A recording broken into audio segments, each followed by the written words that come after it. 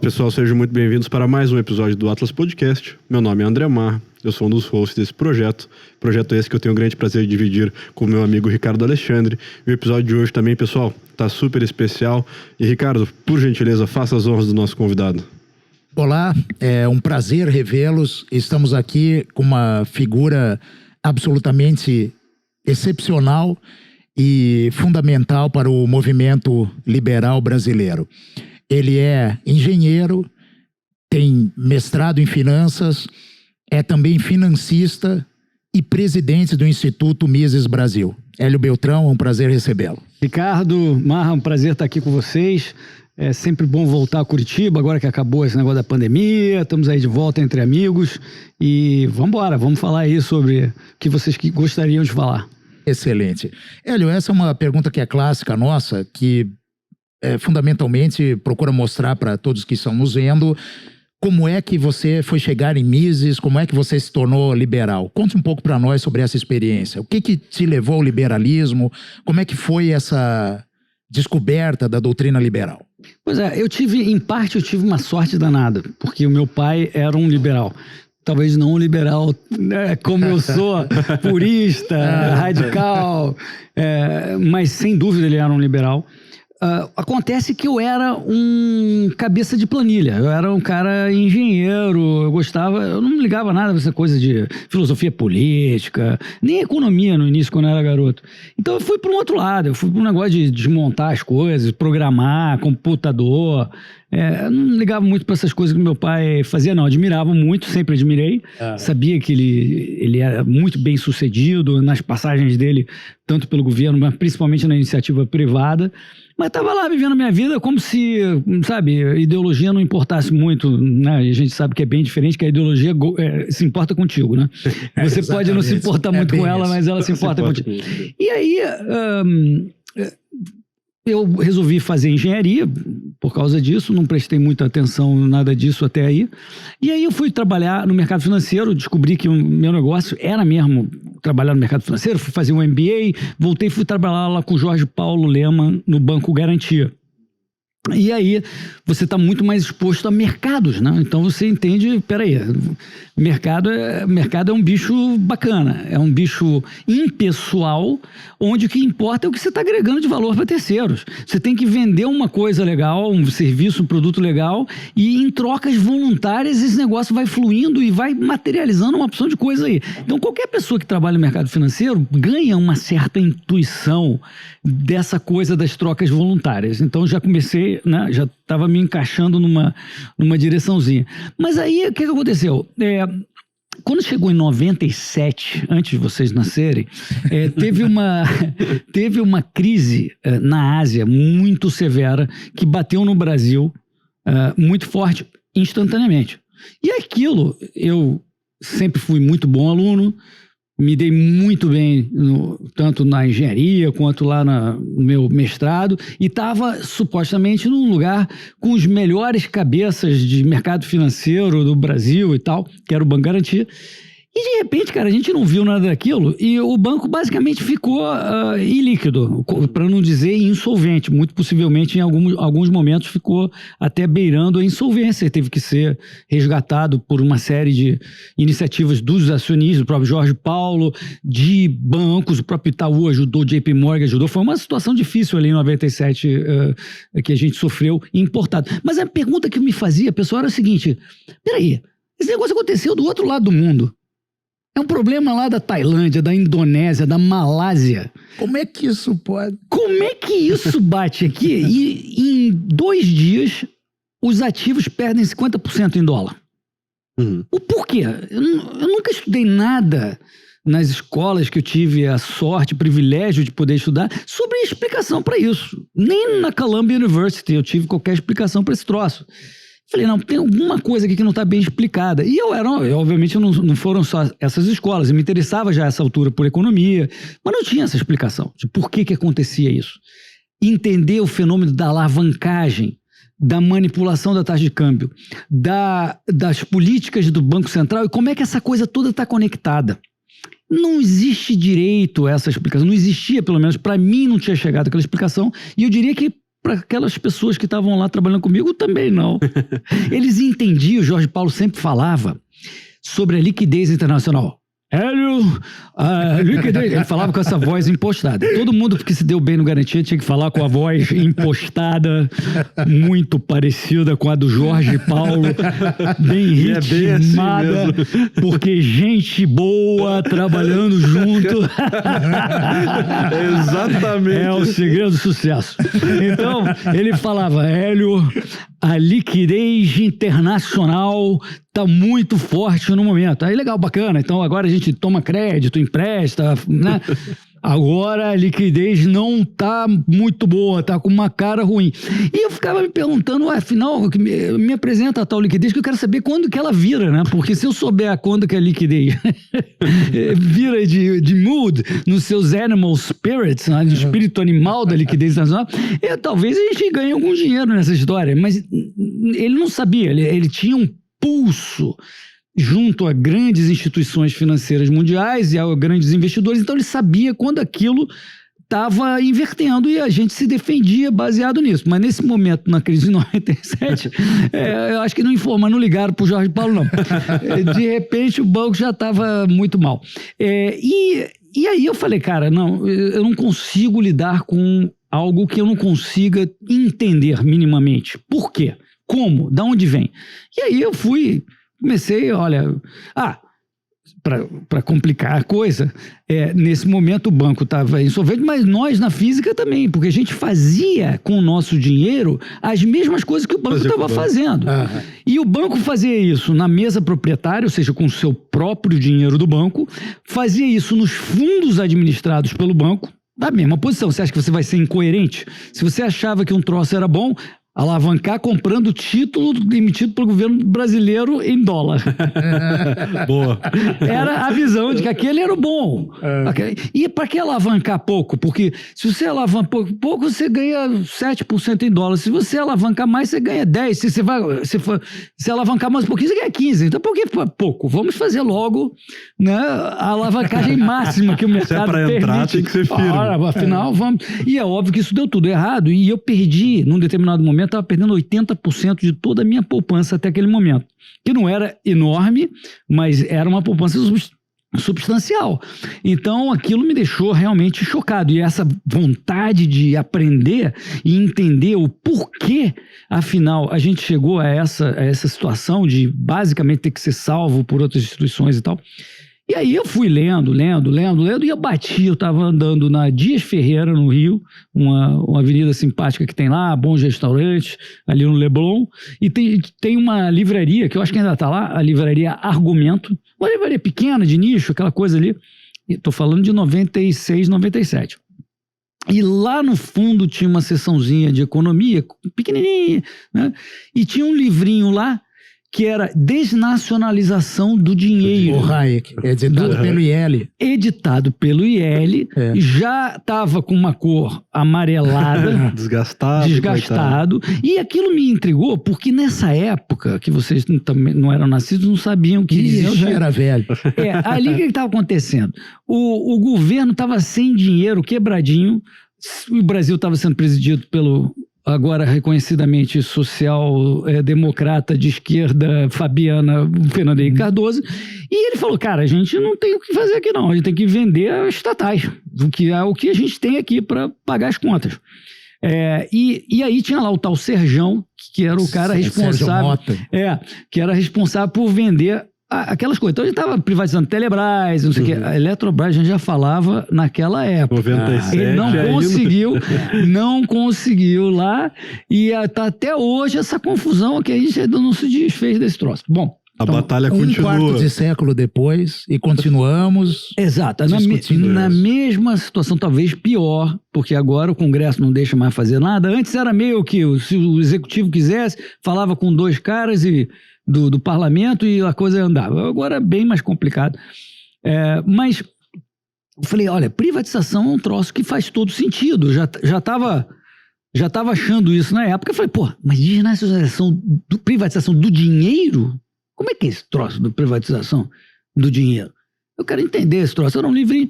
Aí eu li quase todo na ponte aérea. Eu me lembro comecei um pouquinho no Rio, na ponte aérea, voltando para São Paulo, eu já tinha devorado o livro.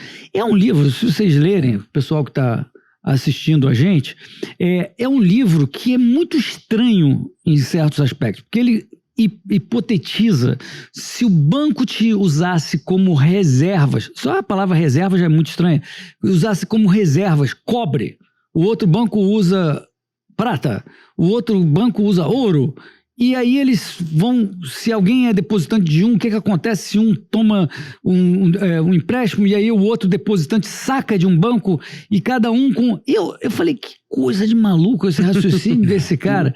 E mesmo a concepção de se falar de reservas sendo moedas metálicas ou coisas assim, já não, era muito difícil de eu entender. Mas eu senti que aquele livro, ele tinha algo que era muito importante de entender.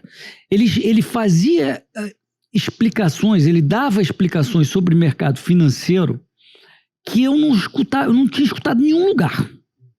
De funcionamento do sistema bancário, por exemplo, do sistema de crédito, por exemplo. E aquilo me intrigou. Aí eu fui lá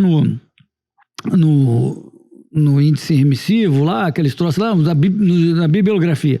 E tinha lá, um dos mais citados era o tal de Mises, L ponto.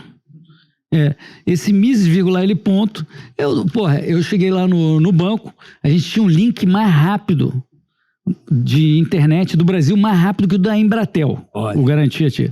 E aí eu fui lá no meu Alta Vista. Né? Era o browser. E eu botei Mises, L ponto. Ludwig von Mises, o economista da Áustria, que funda um dos expoentes da Escola Austríaca de Economia, fundada pelo Karl Menger. Segundo link, Instituto Ludwig von Mises Institute, no Alabama. O que é esse troço aqui? Entrei e eu vi, olha aqui, se eu apertar esse botãozinho aqui, esperar meia hora, eu escuto um professor que ele falou aqui há 2 meses atrás. Olha que loucura. No link mais rápido do Brasil, você escutar esse podcast que vocês estão escutando aí, que você aperta um botão e o bicho materializa.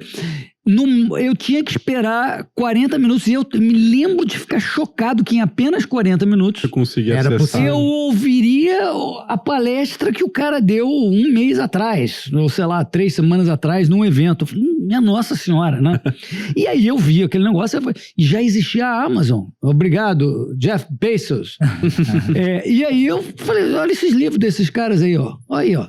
E aí eu saí comprando esses livros. Eu tava em paralelo lendo uma opção de outras coisas, tá? Uhum. Mas aí eu peguei, aí li o What Has Government Done to Our Money, o que o governo fez com o nosso dinheiro, do Rothbard, e livros do Mises. E aí eu não parava mais. Aí é que nem o fumante... Vai desvendando. Porra, acabava um, já ligava no outro, já ligava no outro, já ligava no outro. E aí eu descobri essa coisa que se chama teoria austríaca dos ciclos econômicos, a TASE.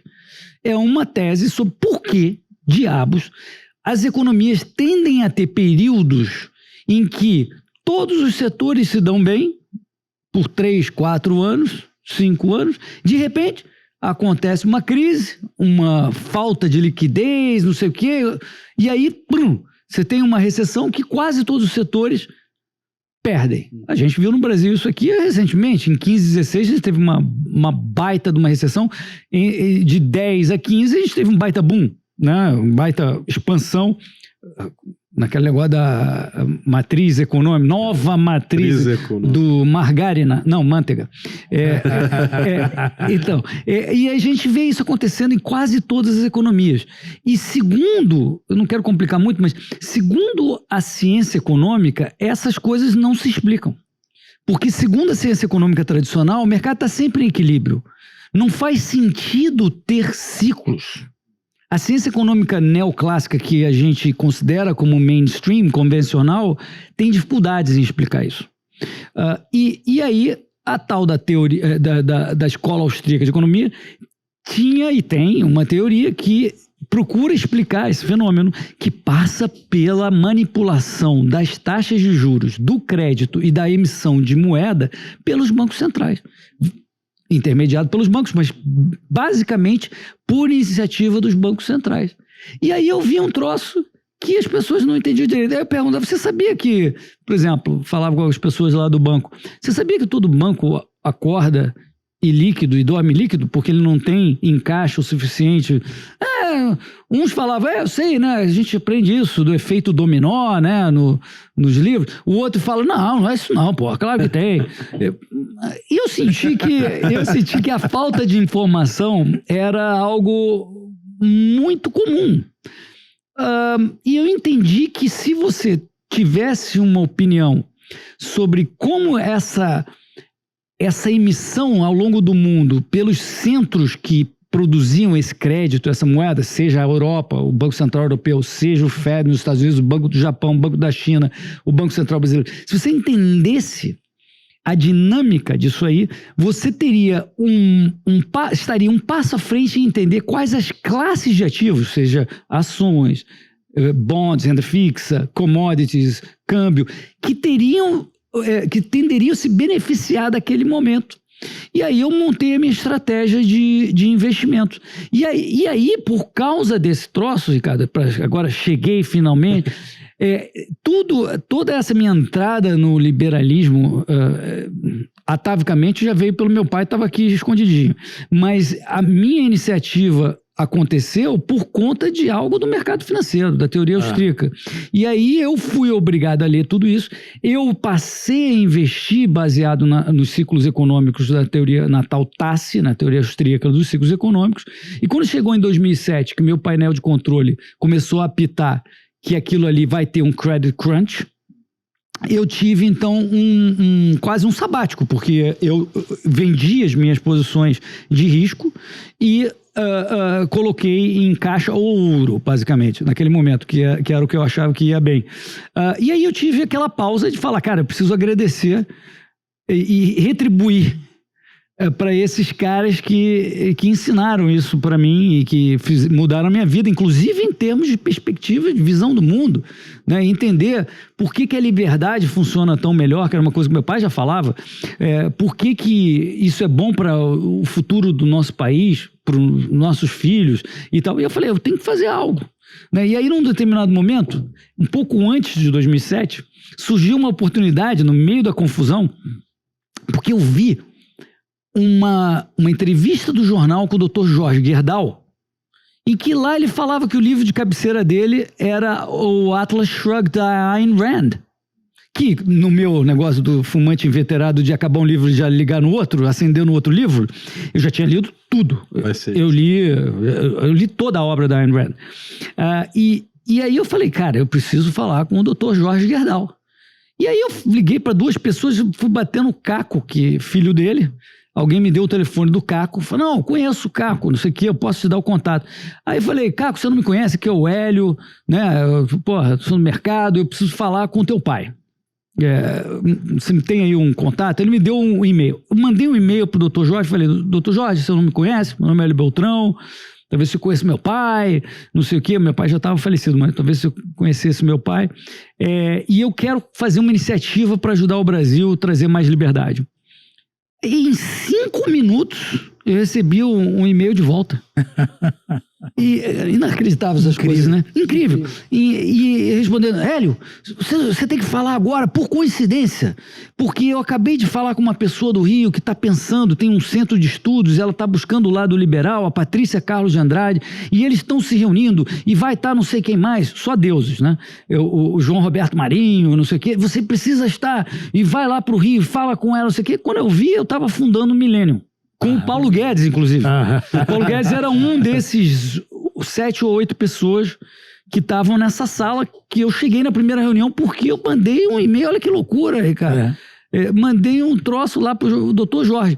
E aí estava lá, fundamos, alguns meses depois, fundamos o Instituto Millennium, que eu já gostava, mas é o que um pouco diferente da doutrina que eu advogo. É um pouco, a gente chamaria de neoliberal. Muitas pessoas acham que essa doutrina não existe, mas não é algo laissez-faire, laissez-passer, liberalismo clássico tradicional. É um pouquinho mais intervencionista, e eu falava, não era só isso que eu queria, eu quero, né? Então, quando surgiu o meu sabático, eu falei, não, vou fazer o meu do meu jeito, né? E aí veio o Instituto Mises Brasil. Então, para responder toda essa confusão, bateu nisso. Mas é fundamental que se perceba que nasceu da prática cotidiana, da realidade, porque tem muita gente que pensa, não, mas é teoria, não, mas não se aplica, não, mas isso aí serve muito bem para manual, quando na verdade o que serve muito bem só para manual é econometria. Né? Que não houve qualquer previsão em 97, não houve qualquer previsão em nenhuma das crises. E o pessoal insiste no modelo.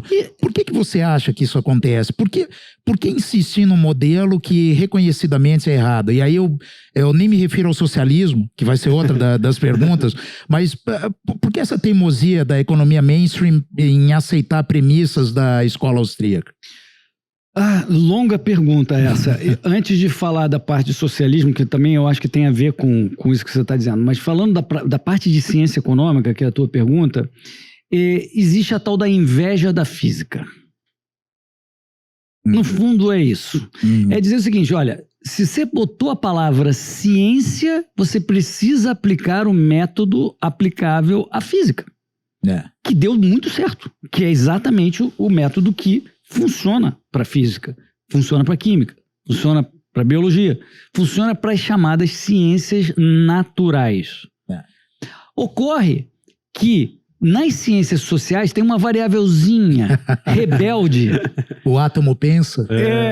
O átomo que tem iniciativa, né, que é o ser humano. E quando você tenta aplicar aquele método que bota essa coisa em laboratório, faz várias vezes essa experiência, isola, que nem a gente aqui está numa sala isolada, sem ruído, tudo controlado, com ar-condicionado, com baixo ruído e tal. Faz isso, bota lá no laboratório, repete 10 vezes a experiência e vê se dá sempre a mesma resposta. Né? E o que muda e tal. Então você isola todas as variáveis e chega a uma conclusão sobre se aquelas hipóteses que você fez estavam certas ou não. Na ciência social, como economia, o ser humano não tem constante para começar. Você pode falar o seguinte, olha, eu prefiro café a chá. Ok, agora, amanhã de manhã, você pode ter tomado hoje 10 cafés e falando, agora eu quero um chazinho. Exatamente. Entendeu? Então depende do momento. E você não consegue ter experimentos controlados em laboratório no caso das ciências sociais. Você precisa de um método um pouquinho diferente, na verdade.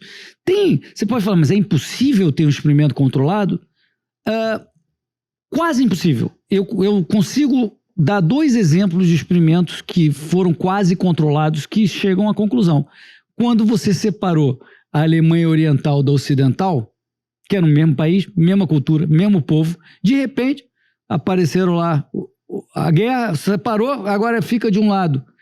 O mesmo povo com um regime, a única coisa que mudava, várias coisas mudavam, mas predominantemente mudava o tipo de regime que tem aqui, mais socialista, e o tipo de regime que estava no lado ocidental, mais capitalista. Roda o experimento, o tempo, e vê o que deu. A Coreia também é um bom exemplo. A Coreia é o segundo exemplo que eu ia dar. Separa lá no paralelo 50, sei lá qual é o paralelo, ali para cima, comuna, ali para baixo. Hoje a gente vê as fotos de satélite. Vocês já viram essa? Sim. Do satélite? Da noite, né? Parece que a Coreia do Sul é uma ilha e não parte de uma península, porque o que está grudando a Coreia do Sul no resto da Ásia, lá na China, é a Coreia do Norte. Só que pelo satélite noturno, você vê uma foto onde não tem luz ali. Escuro.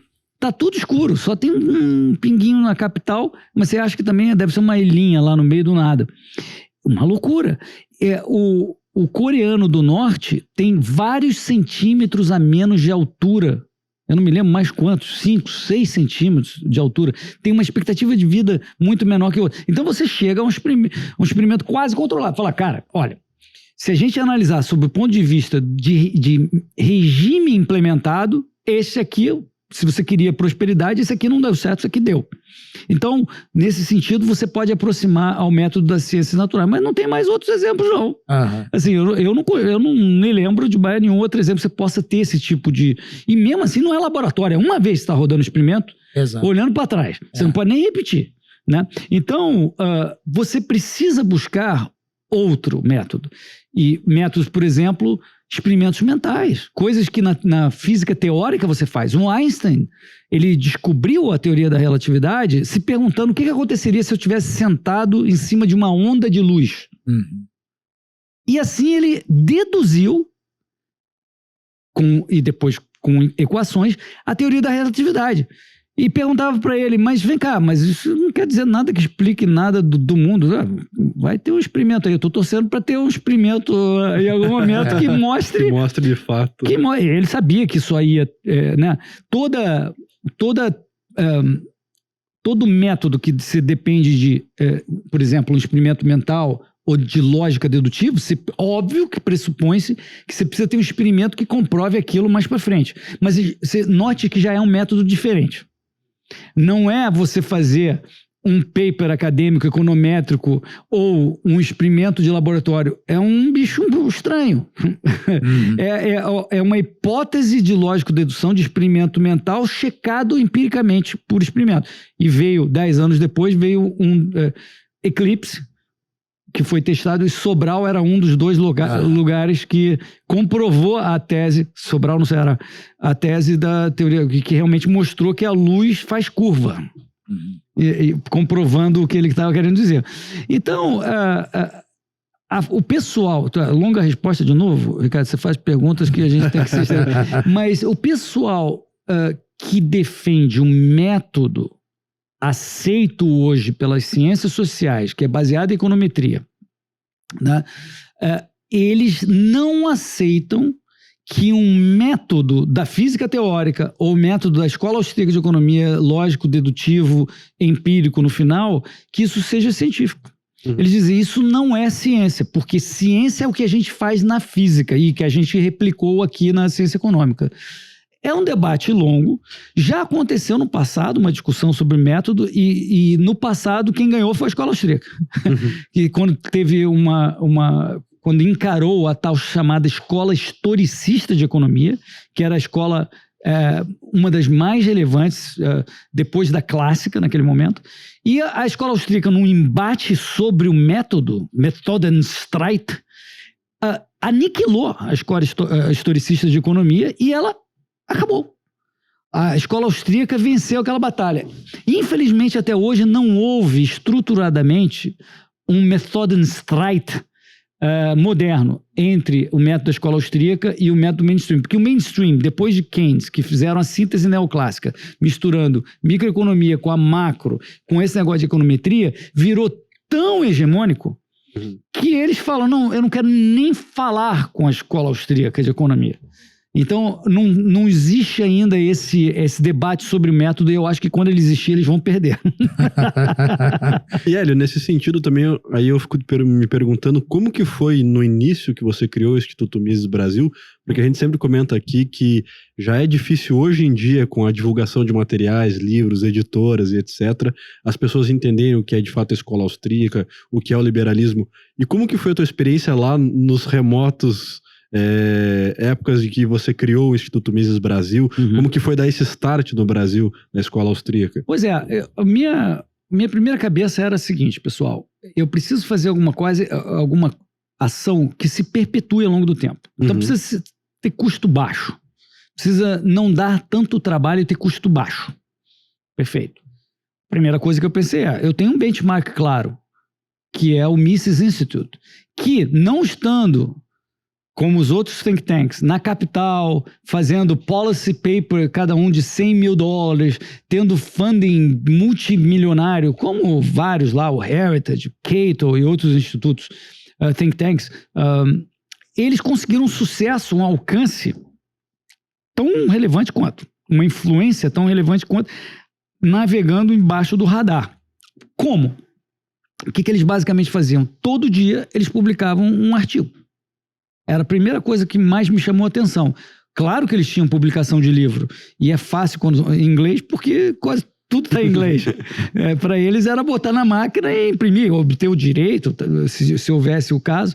Aqui para a gente era um pouco mais complicado. A gente teria que traduzir o que não tivesse aqui. A gente tinha como a gente falou, tinha alguns livros que tinham sido traduzidos início da década de 80, e eu fiz um acordo com o Instituto Liberal, que estava lá hibernando, lá, coitadinho, mas eu fiz, vamos fazer um negócio de logo duplo, eu republico tudo esse troço aí, e a gente bota o logo dos dois, do IEL e do Mises. Uhum. E aí eu consegui fazer mais ou menos como o Mises Instituto, botei um artigo por dia, todo dia ia aparecer lá.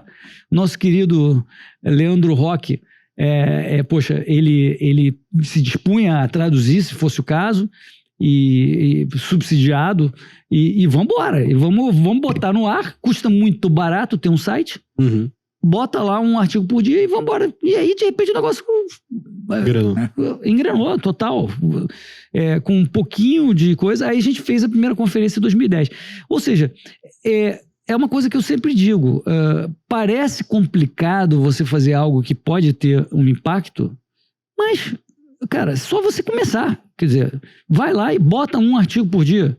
É que nem fazer exercício. O cara fala assim, pô, eu preciso emagrecer, eu preciso... Tá, pô, mas você concorda comigo que é um negócio de fazer várias vezes na semana e continuar fazendo aquilo. Não precisa sofrer nenhuma vez. Faz anda meia hora, pô, no dia seguinte anda mais meia hora. Exato, é a constância. É a constância. Eu falei, cara, vamos fazer isso. Então eu acho que a constância, sendo barato, um troço fácil de usar, isso aí fazia sentido por se perpetuar. E deu certo, e funcionou. E permitiu o nosso crescimento. E quando você começou a perceber que estava dando certo a ideia, você monitorava o número de acessos diariamente? Como que era isso? Como que era essa ansiedade pelo Instituto? Isso era o seguinte, eu já tinha testado essa hipótese no tal famoso Orkut. Eu lembro. Eles estão querendo reviver agora. Tal do Orkut. Eu ouvi isso, cara. Tô querendo essa só para me divertir. Mas o Orkut foi, para quem leu o livro Revolta de Atlas, ali, eu não quero dar spoiler, então, se alguém não quiser nenhuma diquinha, dá um pause aí, avança 30 segundos.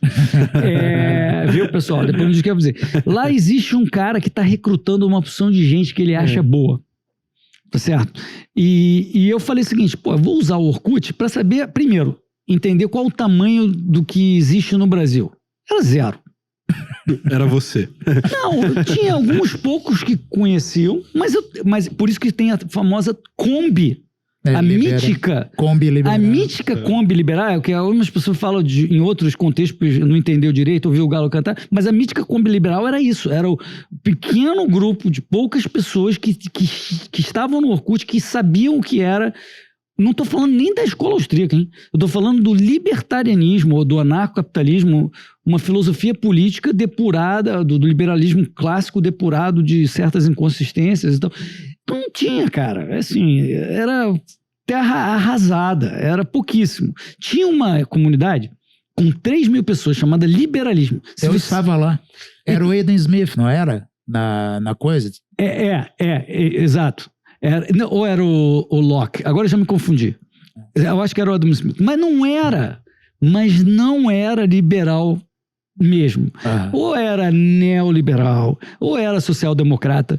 E aí, o que aconteceu? Eu vi que ali dentro eu estava tentando mudar a dinâmica ali dentro. E outras pessoas também. Só que eu já era vovô naquela época, eu era tio.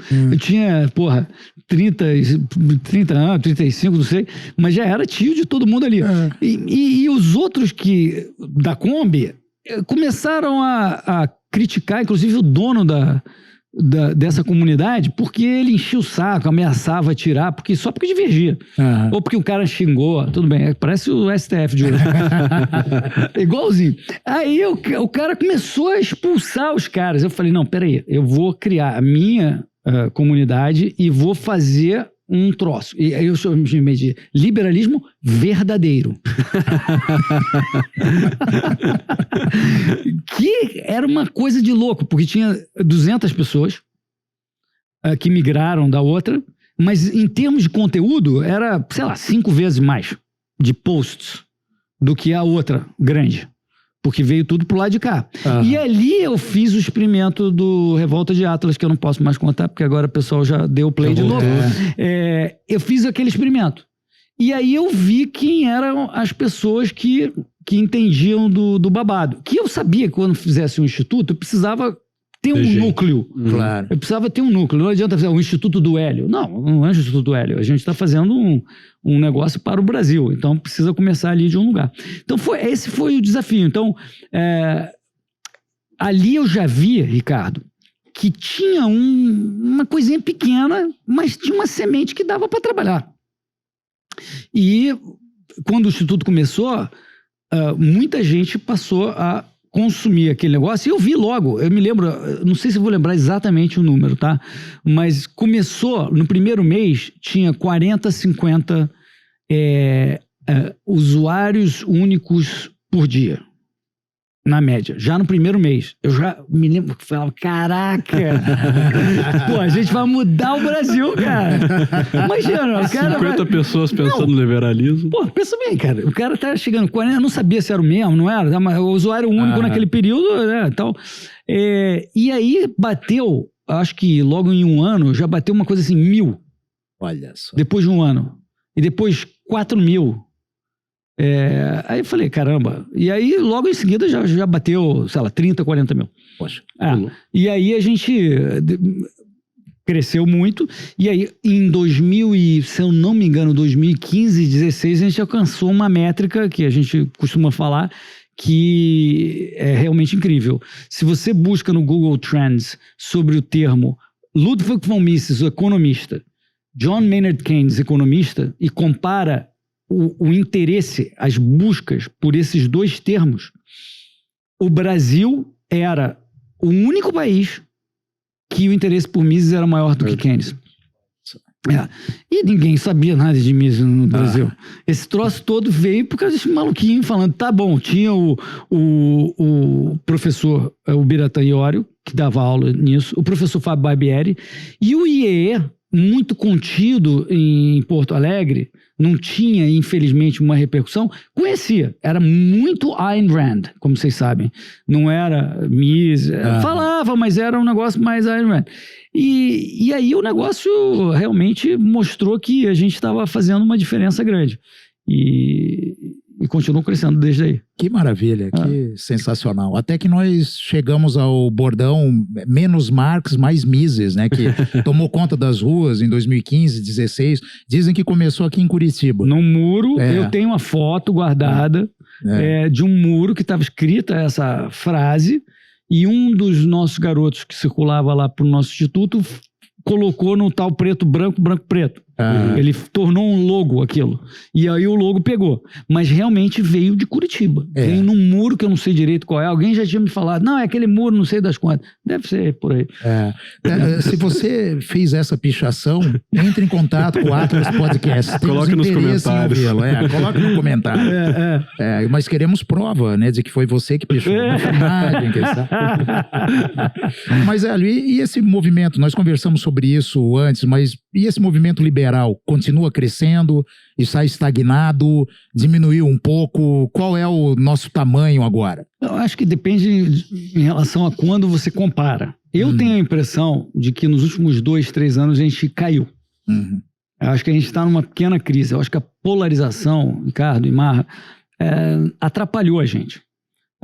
Porque entre os polos o cara fala, olha, se você não está aqui, você é do outro, e a gente perdeu um pouco da narrativa, porque na polarização a agressividade cresce muito, né? E a gente fala sobre o que funciona e o que não funciona. Você vai o quê? Vai botar dedo no olho em relação ao que funciona ou não funciona? Exato. Vai pular na garganta do cara? A gente dá umas puladas numas gargantinhas vermelhas por aí. Aqui é colar. E também nos reacionários, também quando, né? Mas não é o nosso método, não é onde a gente agrega. Então eu acho que no ruído dessa polarização, a gente perdeu um pouco de espaço, né? Infelizmente o brasileiro está muito interessado na polarização. Ele está prestando atenção nisso. A gente também falou um pouco antes, né, que eu acho que em 2022 deveria estar preocupados com o parlamento. Em ter um parlamento melhor, um congresso melhor, deputados melhores. E não essa coisa de ficar falando, quem você é, Lula, Bolsonaro? Não é aí que se muda o Brasil. O Congresso tem muito mais poder do que o executivo no Brasil. E agora, recentemente, que vocês viram, o Congresso tomou mais poder ainda, determinando que, inclusive, as emendas do orçamento né, passam a ser determinadas pelos próprios deputados exclusivamente. Não passam mais pela intermediação do Ministério da Economia ou do Executivo. Senhor Paulo Guedes, que coisa, hein? Bola nas costas. Fica convidado para vir aqui se explicar, se quiser. Então, a parte política tomou o poder dele, o acordo do Bolsonaro com o Centrão, isso fez parte desse acordo, né? E as emendas parlamentares, eu vou falar de cabeça também, não sei os números exatos, mas que é aquele valor que já é esquisito, porque não é especificamente direcionado para onde você vai usar. É a critério do deputado ou do senador. Ele faz o que quiser com aquilo. Era um troço de 1 milhão, 1,5 milhão, sei lá, alguns anos atrás, na legislatura anterior, sei lá. E agora é tipo 20 milhões. E não tem que prestar contas. Quer dizer, então o processo orçamentário brasileiro degringolou em termos de importância. Bom, mas eu acho que a gente perdeu um pouco, mas isso não significa que a gente esteja pior do que há 10 anos atrás. Ao contrário, o liberalismo viveu uma primavera liberal entre 15 e 18, como você mencionou, 15, onde tinha na Avenida Paulista, nas manifestações lá, essas placas, menos Marx, mais Mises. De 18 para cá perdeu um pouco, mas continua muito relevante. Eu acho que a gente é a terceira força do Brasil em termos de ideologia. É o que a gente sempre fala, né, que o nosso trabalho é sempre dobrado porque você precisa sair um pouco da emoção, ir um pouco mais para a razão e mostrar para os dois lados da polarização aonde que a gente acredita que seja a solução mais racional, o que para eles é muito mais fácil, né? Porque o cara puxa para a emoção, tanto a esquerda quanto a direita, o que convence muito mais fácil. Acho que a gente pode tirar proveito disso também. Uma das coisas que é importante entender quando se divulga uma doutrina é que você pode ter uma pegada mais sobre o que funciona e o que não funciona, que a gente chama de consequencialismo, e você pode ter uma pegada mais de ética, deontológica. Ou seja, você fala o seguinte, cara, salário mínimo aumentar para 3 mil reais vai atrapalhar o sujeito com baixa qualificação. Isso é o que funciona e o que não funciona. A outra coisa é você falar o seguinte, quem é o governo para dizer quanto que eu tenho que pagar pro funcionário, se isso não está me agregando? São coisas um pouco diferentes. E se você... Eu acho que talvez falte um pouco aos liberais, no momento, deixar o método consequencialista um pouquinho de lado, ou diminuir a ênfase no método consequencialista, que é natural de quem gosta de economia. Ciência econômica é falar sobre o que funciona ou não funciona. Mas o que está vendendo hoje é o seguinte, cara, eu sou dono do meu corpo. Por que você vai dizer o que eu devo fazer ou não com o fruto do meu trabalho, por exemplo? Com a propriedade privada? Quem é você para dizer que eu não posso xingar outra pessoa? O que eu estou fazendo de errado se eu xinguei? Em que autoridade você diz isso? Exatamente. Quem te otorgou poder para isso? Eu não. É isso. Não, mas é o contrato social. Mas aí você vai de novo, parte para cima. Talvez esteja faltando um pouco disso no nosso movimento. Estou fazendo aqui pela primeira vez uma crítica em público, sobre autocrítica, né, dos liberais, de que talvez a gente tenha que ter uma pegada um pouco mais pancada. Né? Enquanto você tem tradicionalmente um V, uma polarização em V, que está acontecendo no Brasil, a esquerda aqui em cima bastante radical, os bolsonaristas também bastante radical, aqui no meio seriam liberais ou outras coisas estranhas que a gente não gosta, mas não tem, deveria ser um W. Aqui no meio também os liberais poderiam fazer um papel. Eu não quero dizer que o liberal está no meio do bolsonarismo, porque eu estou só traduzindo isso na monodimensão que eles costumam falar. Mas que poderia ser uma força, né? Você não está dizendo que seria equidistante. Não é equidistante. Não é equidistante, não é isso, mas eu estou falando na língua de que as pessoas entendem, né? Mas eu estou dizendo que os liberais poderiam ser essa terceira força radical, que entre numa polarização do bem. Uma polarização não de você é meu inimigo, eu quero te liquidar. Você pode criticar outra pessoa pelo erro, não tem dúvida, mas você pode ser radical propositivo e também de direitos, radical quanto aos direitos. Você não tem, quem te deu essa autoridade? Então é algo que eu acho que a gente precisaria fazer, porque a gente tem perdido espaço nessa polarização e talvez essa seja uma forma de remediar. Uhum. Talvez nós estejamos perdendo justamente espaço na persuasão, né? Não estejamos conseguindo persuadir as pessoas a respeito da mensagem. E isso me deixa sempre preocupado porque, obviamente, sempre me qualifiquei como um liberal porque acredito nas ideias, então, tanto no plano deontológico quanto no consequencialista. Concordo com o Marra quando ele diz que nós temos um ônus muito maior, porque nós não vamos apenas argumentar com a emoção, como costuma fazer a esquerda, como também fazem regras bolsonaristas. Mas me deixa bastante perplexo que nós ainda tenhamos que discutir, por exemplo, hoje, Hélio, sobre o piso da enfermagem em 4.000 e tantos reais. E isso é tido, inclusive por alguns sedizentes liberais, eles se dizem, mas não são, como algo profundamente positivo, é um grande reconhecimento à enfermagem, e não se presta atenção nem no plano deontológico e nem no consequencialista. Quer dizer, deontológico, quem é você, Estado, para dizer quanto que eu vou pagar para o meu funcionário? E se metendo numa relação que também é assim, se o funcionário trabalha por R$2.500, você não pode exigir que seja voluntariamente. Ele voluntariamente está aceitando. Então, você está exigindo que seja pago mais, isso eventualmente vai fazer com que ele perca o emprego, aí está o consequencialismo. E isso eu realmente não consigo entender como é que nós estamos ainda tão atrasados nesse tipo de discussão. Daqui a pouco vão defender o congelamento no Brasil, como fazem na Argentina.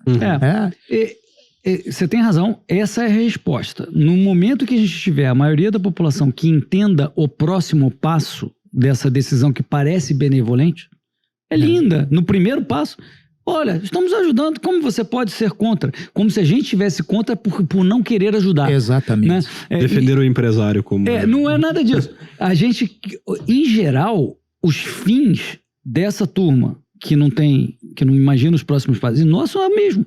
A gente quer o melhor para o Brasil, o melhor para as pessoas que mais precisam, que são as mais urgentes, porque o cara que consegue se defender, tá bem, poxa, tá lá. Quem não consegue se defender é que a gente precisa se ocupar. Só que esse é o dilema. A crença no Brasil, historicamente, hoje é menor, mas é o prevalente ainda, é de que mais Estado você precisa, isso que é para ajudar.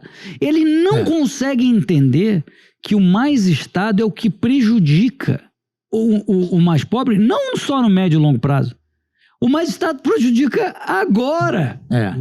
Prejudica agora. Por exemplo, quando a Sâmia Bonfim, a psolista do Partido Contraditório, Socialismo e Liberdade, né? É o partido... Socialismo e Liberdade. Ambulantemente contraditório. Falou, os bilionários não deveriam existir, né? Que é a minha coluna da Folha dessa semana. Poxa, se o bilionário não existe, caramba, ela não pode nem tuitar, nem comer o Big Mac lá dela. Então, caramba, é justamente que as pessoas não conseguem entender o próximo passo. Não tem a mínima imaginação para entender as consequências não previstas da maluquice que ela está advogando. Eu acho que também é uma autocrítica que eu faço, eu sempre comento isso, que é uma falha nossa, talvez, na tradução desse discurso, sabe? Porque eu vi um vídeo, e até acho que, se não me engano, foi nos Estados Unidos, ou Londres, alguma coisa assim, em que o pessoal perguntava essa questão dos bilionários deveriam existir, e o pessoal falava assim, não, eu acho que tem que taxar 90%, 95%, porque a pessoa não precisa de tudo isso para viver e tal. Aí você fala, tá, mas espera lá, vamos ver o que tá acontecendo com o Elon Musk. O cara criou a Tesla, SpaceX, SolarCity, Hyperloop, foi uma das pessoas que mais gerou valor na sociedade. As empresas dele, se eu não me engano, somadas dá quase 100 mil empregos diretos. Ou seja, ele girou, eu vi até uma matéria que ele teria realizado 1,3 bilhões de dólares somando as empresas, sendo que a fortuna dele seria menos de um quinto que isso. Então, olha o valor social que foi gerado com tudo isso, olha os empregos. E outra coisa quantas Sâmias precisam, que é minha conclusão, minha última frase. Quantas Sâmias precisa para gerar o impacto que o Elon Musk está utilizando o dinheiro público com verba de gabinete para estar lá tweetando, e o que as pessoas também não entendem, né? Que o bilionário, ele não tá com o dinheiro parado na conta do Itaú com 90 bilhões, 100 bilhões, em que ele consegue fazer um Pix. Em que esse dinheiro está em capital. Então, exato. E não é está só sendo bilionário. Utilizado em outras não coisas. É só bilionário. Eu e você, quando a gente poupa alguma coisa, você vai botar debaixo do colchão? Eu acho que não. Você vai botar num banco, você vai botar num fundo. Você vai botar em ações, você vai botar em escolhe um títulos asset. de renda fixa. Exato. Isso está indo financiar uma produção, Exato. o crescimento do emprego, da renda. Então, qualquer pessoa que poupa está ajudando. Se você tira o dinheiro do bilionário, 90% do que ele tem, para ir para o governo, você tira poder do consumidor, você diminui a produção de bens que se tornam mais escassos, que se tornam inacessíveis ao cara mais simples, e você dá poder ao governo para decidir. Sim, exatamente. E para entrar no deontológico, já que eu preguei isso, quem é a Sâmia para dizer quem deve ou não existir? Quem outorgou esse poder ao Congresso Nacional para decretar a extinção de uma classe de pessoas na sociedade? Quem decretou isso para ela? Quem é ela para dizer isso? Sendo que o mercado consumidor dos produtos do Elon Musk entusiasticamente apoia as iniciativas dele. Tanto é assim que ele é um bilionário. Ele não ganhou isso, ele gerou esse valor. Uhum. E esse é o ponto que é absolutamente ignorado em toda essa pregação da esquerda. Quer dizer, um sujeito que cria emprego, que cria oportunidades, que traz prosperidade, que é o empreendedor risco, né? que corre riscos com essa posição, ele ainda é vilanizado. Isso é propaganda, fruto da propaganda. E talvez um sentimento humano muito pouco nobre, que é o ressentimento. Total, é baseado na inveja. Você falou que ele gerou esse valor, ele gerou de 30 a 40 vezes esse valor. Muito antes dele conseguir acumular algum capital, ele já gerou um enorme valor à sociedade, muitas vezes mais. 30 a 40 vezes mais que ele teve que agregar à sociedade. Estou repetindo porque é para realmente cair a ficha. Para cada bilhão lá que ele tem, ele gerou 30 a 40 bilhões a terceiros. E mesmo antes sequer dele ter tido R$1, ele já teve que contratar gente, comprar matéria-prima, investir em máquina. Todo o risco de se aquilo ia dar certo ou não é do cara. Então ele ficar com 1/30 do que ele gerou, tá bom demais. Exatamente. E se você ataca esse tipo de cara, você deixa de ter os 30 vezes o que o cara vai gerar. Perfeito. Sim. E isso não é compreendido. E pior, quando não se advoga pura e simplesmente no sentido real, porque há quem advogue no sentido real, esse pessoal tem que ser degolado mesmo, ou no metafórico, a extinção do empreendedor, se faz isso por meio de tributo. Né? E aí, eis aí novamente a ideia do imposto sobre grandes fortunas, que é tido como uma grande panaceia. Né? Se nós tivéssemos a tributação sobre grandes fortunas, nós teríamos a salvação do Brasil, tudo seria resolvido. Quando não se olha que a França fez isso e não deu certo, quando não se vê que existe uma fuga de capital do país, quando não se vê que isso significa pura e simplesmente você prejudicar o processo econômico, a prosperidade de uma região. O Brasil arrecadou 1 trilhão em imposto, bateu a meta que semana passada, e daí o pessoal tava utilizando, né? Se fosse o dinheiro do Twitter, teria acabado com a fome no mundo e etc. Eu fico... Cara, como é possível você querer pensar em articular esse argumento? E principalmente no caso... Não sabe nem fazer conta, na verdade. E principalmente no caso do Elon Musk, onde você vê os riscos que foram corridos, foram enormes. Porque você pega a história dele, a biografia, ele tem um livro que conta a biografia. Ele vende, se não me engano, o PayPal lá por 180 milhões de dólares. E daí ele resolve investir em foguetes particulares, onde só a NASA e o governo fazia, em carros elétricos na época em que não tinha para desafiar uma Ford, uma Toyota ou algo do tipo, e na Solar City, que era energia solar, que também era pouco explorado na época. Então ele começa 3 negócios completamente assim, que você não vai dar certo, e daí o reward dele eles querem ainda tirar. Omar, o outro ponto é esse. A própria esquerda fala, tá vendo? Esse cara fica aí fazendo foguetinho pra Marte, em vez de ajudar aqui. Esse argumento. E aliás, ele fez um negócio genial, que é mandar um carro, Tesla pro espaço, com um cara lá, um boneco. Sensacional aquilo. Mas isso, você pode falar... Para mim, escala de valores, isso é um lixo. Eu não concordo com essa escala de valores. Isso é uma coisa supérflua, irrelevante. Se pressupõe. Da mesma forma que se pressupunha isso no passado. O Mises no liberalismo, ele mostra lá que quando inventaram o garfo, as pessoas falavam a mesma coisa, mas que frescura. Que você precisa do garfo para pegar a comida? O que é isso, porra? Pega... ou ar-condicionado, ou qualquer outra coisa, sempre foi uma frescura até a sociedade enriquecer e passar a ser um bem extremamente necessário no dia a dia de quem pode consumir aquele bem. Quantas inovações não vieram dos laboratórios da própria NASA por realizar as pesquisas para a exploração espacial? O próprio desenvolvimento dos automóveis é assim. No começo se reputava como uma coisa ridícula, disfuncional, que jamais pegaria. Seria adotado.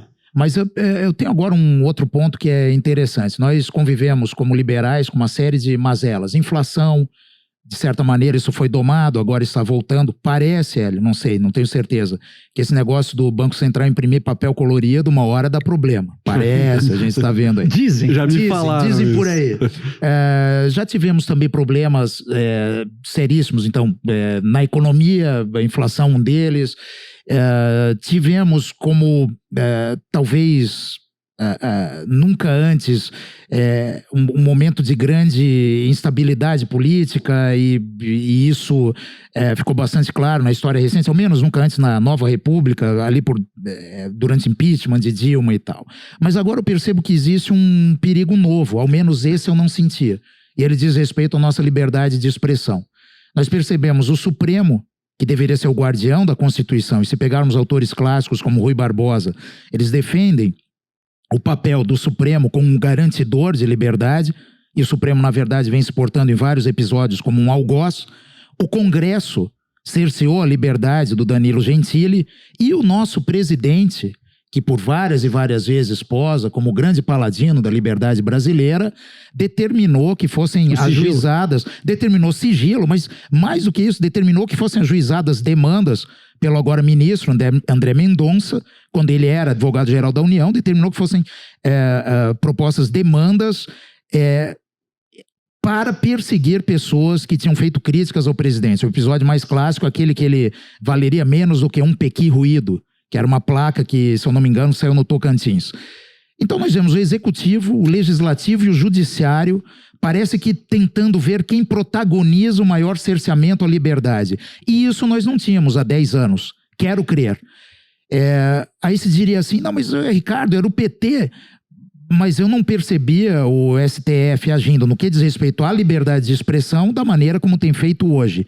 Talvez, porque fosse outro grupo no poder, esse tipo de medida não precisasse ser tomada. Mas queria te ouvir um pouco sobre isso. Como que você analisa esses perigos à liberdade da expressão, à liberdade de expressão, e te perguntaria, assim como Elon Musk, de quem acabamos de falar, você é um absolutista da liberdade de expressão? Vamos lá, muitas perguntas aí. Primeiro, lembrar que o PT, principalmente o Lula, tentou regular a mídia o tempo inteiro, por várias iniciativas. Tentou passar lá os controles social da mídia, aqueles troços todos lá, muitas vezes, muitas iniciativas, e acabou não conseguindo. E disse que vai tentar de novo. Vem dizendo o tempo inteiro. Disse que vai tentar de novo. Não, e que não só, desculpa até te interromper, ele, mas que você fez um escopo brasileiro, mas vejamos semana passada, agora no início dessa semana, o Ministério da Verdade do Joe Biden, né? Onde vai ter o controle agora para definir o que é fake news ou não. Isso é um troço orwelliano, né? Parece Orwell, parece... Não é um caso só brasileiro, né?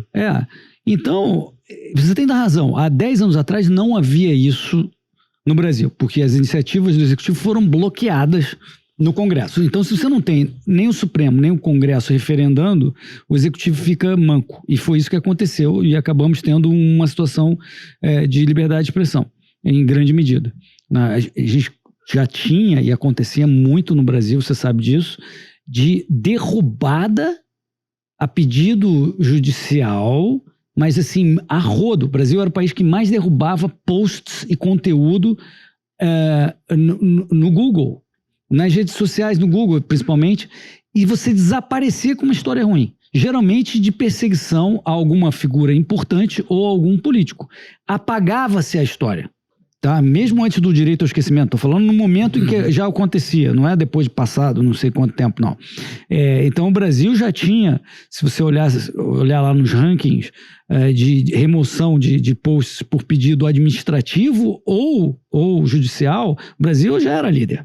Então era uma situação muito positiva comparada com hoje, mas não era nenhuma, né? Não, nenhum paraíso. Nenhum paraíso. Mas hoje você tem toda a razão, mudou totalmente o cenário. Além do que você está falando, o próprio presidente, o negócio das críticas, ele tem uma guerra contra a TV Globo. que ele tem um ressentimento muito grande com as críticas lá de trás, e ele resolveu atacar a Globo dizendo que não vai, ou ameaçando não renovar a licença da Globo. Olha que maluquice isso. E também direcionando as verbas publicitárias do governo completamente em desacordo proporcional da audiência, ou seja, que isso aí está completamente contra o que você deveria fazer, né? Não há justificativa para isso a não ser realmente um favorecimento a terceiros ou uma penalização indevida à Rede Globo. Não quero entrar no mérito aqui da briga, mas isso também está errado em termos de liberdade de expressão. Não podemos nem pensar em não renovar a licença. Não deveria existir licença para a TV Globo, para esses que já não deveria existir licença ou o poder do governo fazer isso. Agora, sou sim um absolutista da liberdade de expressão com uma ressalva. A gente precisa entender que, mesmo entre liberais, a gente sabe que uma ameaça iminente não é mais discurso. É uma agressão. Se você tem uma arma na sua mão e você fala, Ricardo, se você não fizer X, eu vou te matar aqui agora. Isso não é mais uma liberdade de expressão. É coerção. Isso é coerção, é uma ameaça e vira crime perante a ética liberal, a ética libertária. E é assim que é nos Estados Unidos. Não é só perante algo... Brandenburg versus Ohio, um precedente de 69. Brandenburg, o cara da Ku Klux Klan, que foi liberado pela Suprema Corte porque ele estava exercendo liberdade de expressão. Ele não estava falando em pegar ninguém na porrada naquele momento, nem nada disso. Ele estava criticando todo mundo, xingando, fazendo o que o Daniel Silveira... não de Ku Klux Klan, de negócio de raça, mas absurdos retóricos como o do Daniel Silveira ou do Alan dos Santos, e num país decente, ele é absolvido, porque aquilo não representa a ameaça iminente que se torna, portanto, uma coerção, um crime. Então, esse é o limite. Eu sou absolutista desde que você não esteja ameaçando a integridade física da pessoa da tua frente. Se você está num telefone, em tese, eu estou lá em Tóquio, eu te ligo, Ricardo, eu vou te matar, cara. Isso também não é um crime, porque você está falando retoricamente. Né? Da mesma forma que esses caras que aí estão perseguidos pelo STF estão falando de discurso político. E o mais absurdo do Daniel Silveira é que ele é eleito pelo povo, ele está lá para representar o eleitorado que o elegeu e o dos outros do estado pelo qual ele foi eleito. E que tem uma proteção constitucional específica quanto à sua liberdade e imunidade perante as suas opiniões, meu Deus do céu. O que o Supremo está fazendo é bizarro, é completamente maluco. E para complementar, não vamos esquecer o Legislativo, que está querendo passar há muito tempo a iniciativa da tal Tabata, do Amaral, do Rigoni e de um outro senador que eu me esqueci o nome, do tal PL 2630, das fake news, que é de novo, estabelecer a censura que o Lula lá não conseguiu fazer, o controle social da mídia, que na época era tradicional, agora é controle social das redes sociais. Né? Então, por que eles fazem isso? Porque eles não entenderam direito, cara. Eles acham que se ele pega o Ricardo, que está falando um troço estranho, ou Marra, não sei o quê, aquela informação vai acabar. Eles pensam com a cabeça de mídia tradicional. Se eu calar a Globo, calar a Record, pronto, a informação não existe. Eles não entenderam que na rede social, se vocês dois não falaram, mas se eu falar, isso já está em 1 milhão de pessoas em 10 minutos. Exato. Em 10 minutos. Sem dúvida. Eles não entenderam nada e estão tentando fazer esse troço. Claro que é um absurdo. O Estado, se quiser, ele liquida com a informação e sai fazendo aquelas besteiras.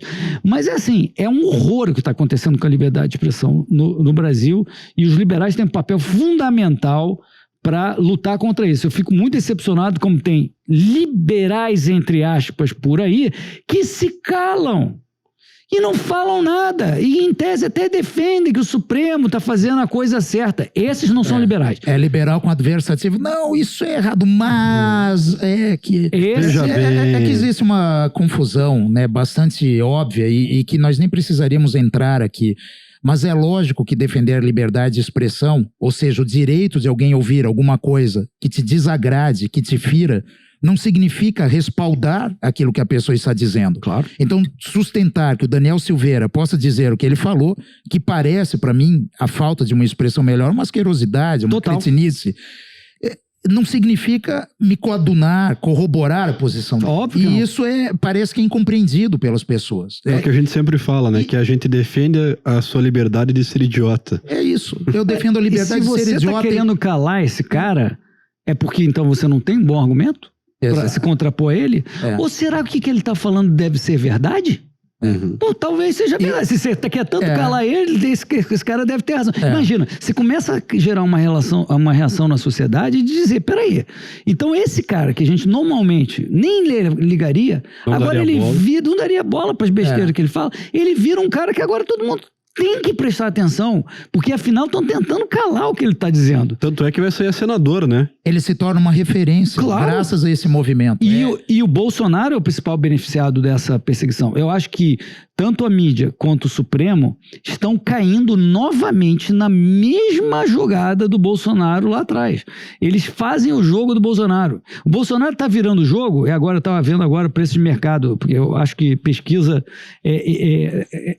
mercado talvez seja quase tão importante quanto as pesquisas, né? E no mercado você tem mercado de Bolsonaro e mercado de Lula, né? O Bolsonaro que estava 20, 30 pontos atrás há 2, 3 meses do Lula, está empate técnico, basicamente, agora, no mercado, entre pessoas que estão hoje na Faria Lima, comprando e vendendo a chance de eleição. Para quem já faz Bet 365 lá, entende o que eu estou falando.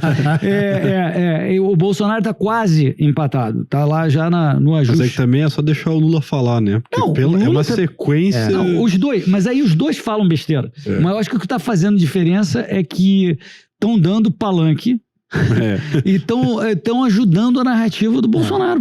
Convém dar esse conselho ao mainstream: não deem palanque se vocês querem combater, né? E no entanto o que se dá é curioso que eu vejo como argumentação ou como justificativa para isso um texto de Karl Popper em A Sociedade Aberta e Seus Inimigos. Nada obstante, quando se lê a nota de rodapé, porque é uma nota de rodapé em que ele fala da tolerância contra os intolerantes, ele diz exatamente aquilo que está no substrato de Brandenburg versus Ohio. É preciso, enquanto você estiver no campo do argumento, se contrapor com o argumento. A não ser que aquela pessoa, que aquele indivíduo, que aquele conjunto de pessoas passe a usar os punhos e as armas. É essa a expressão de Popper. Então, quer dizer, ele está defendendo a liberdade de expressão como nós defendemos. E ele não pode ser invocado como um paladino do cerceamento do discurso. Então, por favor, não invoquem Popper, porque vocês estão errando. 11 entre 10 esquerdistas, sociais-democratas e neoliberais invocam essa frase equivocadamente. Exatamente. O liberal não quer calar o cara que fala coisas absurdas. Ele quer calar o cara que comete crimes. Exato. Que representam uma ameaça real e presente. Não uma ameaça hipotética. Não falar barbaridades ou xingamentos. Quem você precisa coibir é aquele que comete um crime. Então, você tem toda a razão. Tem que parar com essa coisa, né? De usar o Popper para dizer, não, vamos coibir a liberdade de expressão, mas todo mundo continua fazendo. Todo mundo continua fazendo. Ninguém lê a rodapé. Ninguém leu o rodapé, ninguém chegou até lá, então... Você leu, mas ninguém lê. É mais ou menos isso. E, Hélio, nós tivemos a oportunidade de conversar até sobre isso. Você tem um projeto espetacular no Mises, que é a LVM Editora. Queríamos, em primeiro lugar, te parabenizar pela iniciativa e queríamos te ouvir um pouco sobre como comercializar livro hoje em dia. O Humberto Eco tinha um texto famoso em que dizia: não contem com o fim do livro. Você acredita nisso? O livro é perene, o livro vai continuar? Se depender de mim, vai continuar por muito tempo. Tecnologia é sensacional. Eu também considero. O sistema operacional precisa atualizar. Ele está sempre ligado. Né? É incrível. E a posição na página, que é uma coisa que eu sempre gravo, assim, aonde está naquela página, isso continua fixo, independente dos anos que passam. É uma tecnologia incrível, na verdade, o livro. Mas, poxa, deixa eu explicar a LVM. A LVM, na verdade, é separada do Mises. O comum entre Mises e a LVM é só o Hélio Beltrão. Porque, é a única intersecção. Porque o Instituto Mises, como vocês sabem, né, é uma instituição sem fins lucrativos, uma associação, né, um instituto. E a LVM não, é uma empresa. É uma empresa, uma editora de livros, né? E por acaso, e dá um pouco de confusão, porque o Mises entrou num acordo com a LVM para a LVM fazer a distribuição dos livros que eram publicados pelo Mises. Aham. Né? E a LVM é uma satisfação, né? Porque tem muito sucesso. A gente fez um clube do livro que se chama Clube Ludovico, Excelente. que são obras-primas aquilo ali. Não, é um Realmente, espetáculo. você assina, né? O cuidado editorial, o conteúdo é incrível e há um cuidado editorial, é uma beleza, são obras de arte aqueles livros. Realmente obras de artes e vem com aqueles brindes, balinhas e outras coisas mais interessantes que balinha, mas eu lembro logo da balinha. A ideia da LVM é a gente publicar mais do que o Mises poderia publicar também. O Mises tem que publicar um negócio de escola austríaca e um libertarianismo puro. Aqui na LVM, a gente fala de, sei lá, tudo menos esquerda. Então, a gente, em tese, poderia publicar qualquer coisa. Claro que a gente tem o nosso nicho, dentro disso a gente tem nichado, mas, assim, existe uma enorme demanda pelo que a gente publica na LVM, né? Vários temas, desde culturais e econômicos e cancelamento, que a gente estava falando antes. Do Dershowitz. Assim, tem muita coisa boa. Agora, a Libertadora, que você estava, né, falando da live que eu fiz com o Luiz Felipe Bragança, que está lançando a Libertadora. A gente já publicou 3 livros de Constituição, só para você ver como que a gente... Modesto Carvalhosa, uma obra incrível. Incrível. E a gente sabe que talvez não seja para agora, eu sei que o Luiz tem pressa, mas o nosso jogo final é ter uma Constituição liberal, né? Não que uma Constituição, por ser um papel, vai segurar uma sociedade, mas ela representa as regras do jogo e aquilo traz uma adesão ao longo do tempo que é difícil de superar. É claro que nada substitui as pessoas estarem vigilantes em relação à liberdade. Então, assim, a LVM, assim, é uma satisfação tá lá com a LVM. Eu sugiro todo mundo, se você entrar, tem vários, a gente está em todo lugar, livrarias e tal, mas se você entrar, por exemplo, na Amazon, lá tem uma página da LVM lá, eu acho que é amazon.com.br/LVM Editora, e ali você tem todo o catálogo ali. A gente tem e-books também, virtualmente todos os títulos publicados, a gente tem e-books, e assim, super bom. Eu tinha muita inveja do Liberty Fund, foi uma fonte de acesso durante muito tempo, e agora temos a LVM. Assinem o Clube Ludovico, procurem conhecer o trabalho da editora LVM, que realmente é incrível. E, Hélio, a gente sabe que você tem uma palestra para dar aqui em Curitiba daqui a pouco, então para encerrar eu perguntaria para você, o que você vê para o futuro aí, quais são as perspectivas, o que você vai fazer daqui para frente? Olha, eu vou seguir na minha tecla maníaca de defender a liberdade do Brasil, independente do resto, porque eu acho que quando você tem um maníaco, como nós somos, né, o maníaco atrai outros maníacos, e em algum momento os outros que não são maníacos se perguntam, mas será que aquele maníaco não está certo, afinal? E aí ele descobre que não era bem uma coisa assim, utópica ou maluca. Não, o cara vai descobrir, não, tem razão, né? Basta. Eu estava ontem com uma pessoa que vocês conhecem, que está sempre muito aqui no Paraná, estava lá em Brasília, estava falando com um político aí da velha guarda, ele no final falou assim, Hélio, cara, 20 minutos de conversa com um político explicando como funciona, eu acho que eu já sou anarcocapitalista. Excelente. Eu falei, tá vendo? Eu tô falando, pô.